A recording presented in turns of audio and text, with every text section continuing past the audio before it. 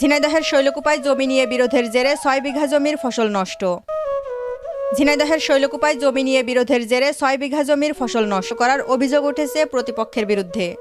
বৃহস্পতিবার বিকেলে উপজেলার চর নিশ্চিন্তপুর গ্রামে এই ঘটনা ঘটে। ক্ষতিগ্রস্ত কৃষক আশরাফুল মণ্ডল জানান, চর নিশ্চিন্তপুর গ্রামের মাঠে পিতার ক্রয়কৃত জমি তার পরিবার ১৯৬৪ সাল থেকে ভোগ দখল করে আসছে। সম্প্রতি ওই জমি নিজের দাবি করে আসছেন পার্শ্ববর্তী বসন্তপুর গ্রামের আজিমুদ্দিনের ছেলে মিল্টন হোসেন। এই নিয়ে আদালতে মামলাও চলছে। আজকে সকাল 11টায় এই এই এই দুঃসহ যন্ত্রণার কাজটা ঘটাইছে। এই জমি আমাদের দখলে রয়েছে 1964 সাল থেকে। 64 সালে বায়নানামা করেছে আব্বা, তারপরে 70 সালে মূল মালিকের কাছ থেকে কবলা দলিল করা আছে এবং সেই সূত্র ধরে আমরা এতদিন যাবৎ খেয়ে আসছি। এখন এই বসন্তপুরের মিল্টন ও কিভাবে কি করে কোন জাল দলিল থেকে কিভাবে কাগজপত্র বানাইয়া এই জমি প্রায় শতাধিক লোক নিয়ে আসে, দেশে অস্ত্র নিয়ে আসে আমার এই জমি আজকে প্রায় 150 কান্দের উপরে কলা কাটিয়ে নিয়ে গেছে।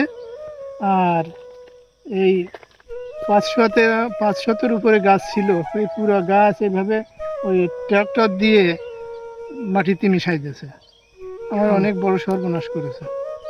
চলতেছে 2 বছর, 25 সালে প্রথম দিক থেকে কোর্ট স্থিতি আদেশ দিয়ে রাখেছে জমির উপরে। ও 144 ধারা করেছিল, ওইটা তদন্ত রিপোর্ট আমার পক্ষে আসার কারণে কোর্ট জমির উপরে স্থিতি আদেশ দিয়ে রাখেছে এবং আমার ভোগ দখলের অনুমতি দিয়ে রাখেছে। এই জমি আমার বাবার আমল থেকেই, তারপরে 64-65 সালেতে জমি আমাদের দখলে এবং ভোগ দখলই করে আসতেছে। জমিটা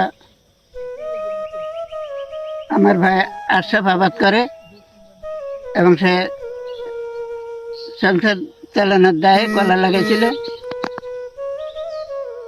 এর আগে মিল্টন 44 ধারা কেস করে, কেসে তদন্ত রিপোর্ট আশরাফের পক্ষে হয়, মানে আশরাফের কলা জমিতে।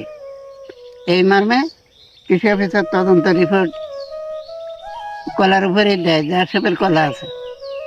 তাই কোর্ট আশরাফের বরাবর ভোগ দখলের দায়িত্ব দিয়েছিল। এই সম্পত্তিটা আমার বাবা চাষাবাদ করছে, তারপর ভাই সকলে করছে। এখন আমার এই ছোট ভাই এই কলাটা লাগাইছিল। এই বসন্তপুরের মিল্টন প্রায় শতাধিক লোকজন নিয়ে এসে এবং দেশীয় ধারালো অস্ত্র নিয়ে এসে এবং ট্রাক্টর দিয়ে এই ধরন্ত কলা গাছ মাটির সাথে মিশিয়ে দিয়ে গেছে।